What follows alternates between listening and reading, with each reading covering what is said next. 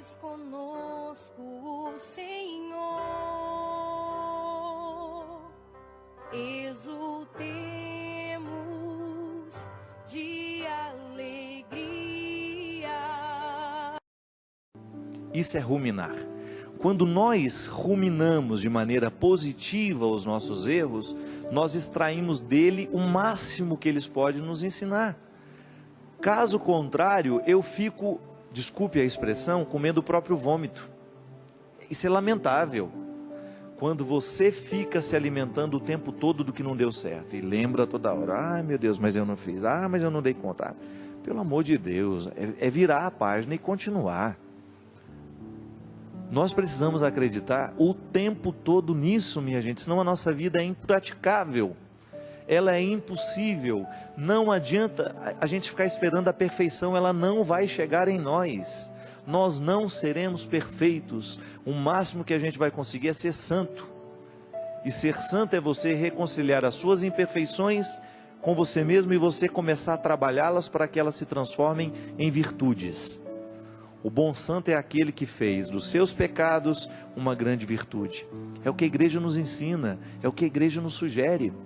O cristianismo só é saudável à medida em que ele nos inspira a lidar bem com as nossas misérias.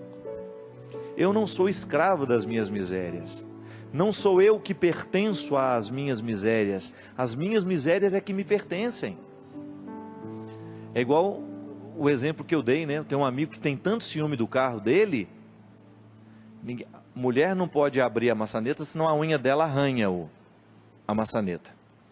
A gente não pode entrar com o pé meio suspeito, porque pode parecer que está sujo e vai sujar o carro dele lá dentro. Aí um dia eu perguntei, peraí, é você que é dono desse carro ou esse carro que é dono de você? Quem é que manda em quem nessa história? O mesmo acontece com as nossas imperfeições. Quando nós começamos a dar às nossas imperfeições o poder de nos comandar. Quando nós começamos a autorizar os nossos defeitos a serem a centralidade da nossa vida. Nós não podemos centralizar os nossos defeitos e torná-los o motor, né? A engrenagem, a peça de engrenagem. O que é a peça da engrenagem? É aquela que faz o motor funcionar, rodar. A máquina roda a partir do funcionamento da engrenagem. Se eu coloco na engrenagem principal os meus defeitos, então eu vou girar em torno dos meus defeitos. E dificilmente eu vou conseguir enxergar neles algum processo de mudança. Agora, se eu coloco a minha atenção nas minhas possibilidades, então eu vou colocar todo o meu empenho, a minha vontade nas minhas possibilidades. Por que o invejoso não vai para frente? Porque o invejoso vive olhando para o quintal do outro.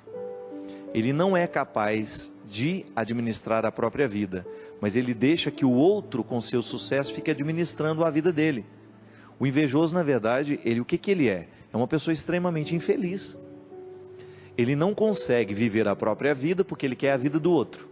Ele não consegue construir a própria riqueza porque ele quer a riqueza do outro. Ele não consegue administrar, desenvolver os próprios talentos porque ele quer o talento do outro. Pelo amor de Deus. Toda pessoa de sucesso é sempre invejada. Isso não é um privilégio seu. Não. Todo mundo que alcança alguma forma de sucesso na vida será invejada. Agora, ela será destruída à medida em que ela parar para ficar escutando os invejosos. Não é verdade? Se a gente dá trégua àquele que tem inveja da gente, ele nos destrói. Agora, se eu, meu amigo, é aquela velha história, enquanto os cachorros estão latindo, a minha carruagem passa. Sua carruagem tem que passar nessa hora. Não pare para ficar ouvindo aquilo que não vale a pena. Não fique colocando a sua atenção nas palavras de quem não tem consideração por você. É muito bom, gente, a gente receber palavras que estejam comprometidas com a gente. Eu tenho algumas pessoas que às vezes me escrevem regularmente. E às vezes eu comecei a observar que tem algumas delas que só escrevem para falar defeitos.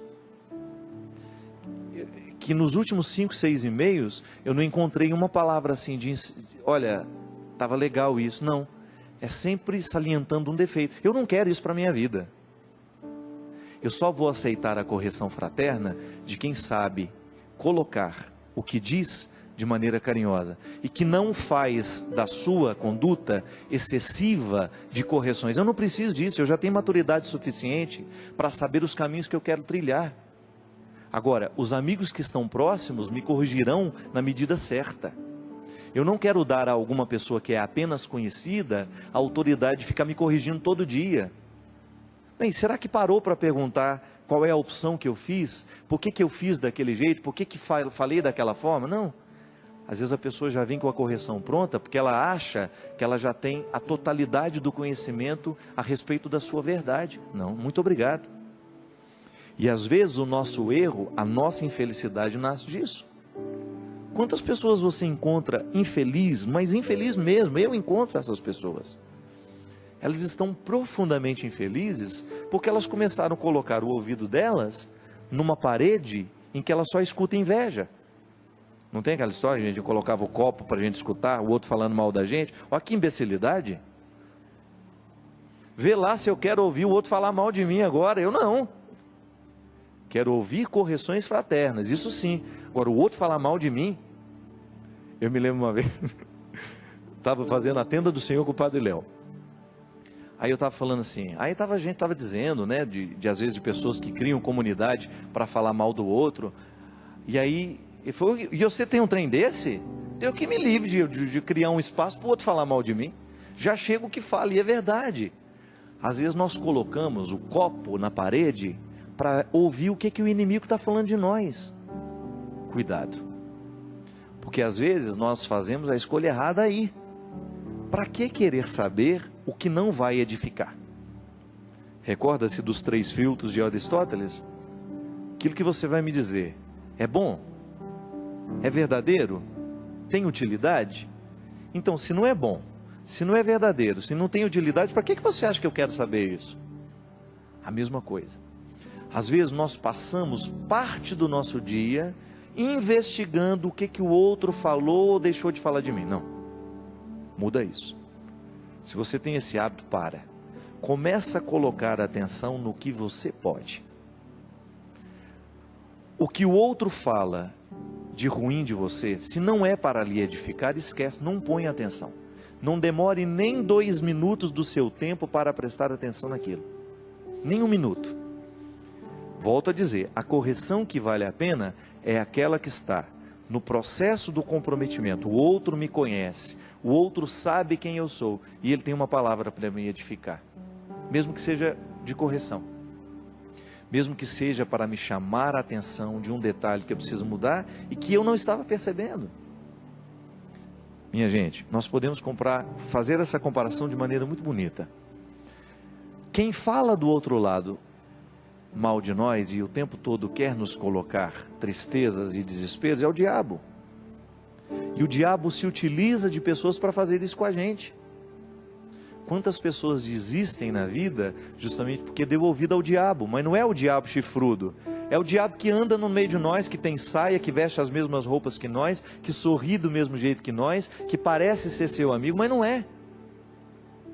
Então nós temos que neutralizar o poder do diabólico. Nós não podemos, se dentro do seu trabalho você tem uma pessoa que fala mal de você, comece a neutralizá-la. Sabe como? Deixando de dar atenção ao que ela fala e você dando a ela um tratamento melhor que você pode. A pior maneira de cuidar de inimigos é sendo inimigo dele também. A pior maneira de você cultivar, não há solução nisso. Se você quer neutralizar o poder do seu inimigo, trate bem. É o melhor jeito. Se você mantém a distância necessária, porque é seu inimigo, tudo bem. Você tem o direito de dizer, não fará parte do meu convívio. Mas trate bem sempre que você tiver a oportunidade. É um jeito que você tem de fazer Deus vencer. Deus vence nessa hora. Quando ao invés de nós tratarmos com indiferença, quando ao invés de nós tratarmos com agressividade, a gente muda a regra. E às vezes nós conquistamos as pessoas dessa forma, minha gente. Muitos inimigos são nutridos, é porque a gente não tem a coragem de desafiá-los. Eu mesmo. Quantas pessoas que se diziam minhas inimigas, e que no momento em que eu tratei como se fossem meus amigos, elas ficaram sem graça. Às vezes dentro do nosso lugar de trabalho, a gente enfrenta essas coisas. A pessoa nos trata mal, inventa coisas sobre nós e faz fofoca, e faz isso, faz aquilo. Você entrega a sua melhor parte. Não pode ser diferente. Para que dar a ela o que você tem de pior? Para ficar nivelado? Para ficar tão ruim quanto ela é? Não. Não há necessidade disso. Deus tem que nos inspirar o processo da melhoria. E isso é salvação. Isso é cuidar. É o que Deus me convida, é o que Deus te convida, e que nós não estamos fora. Maravilhas fez conosco o Senhor.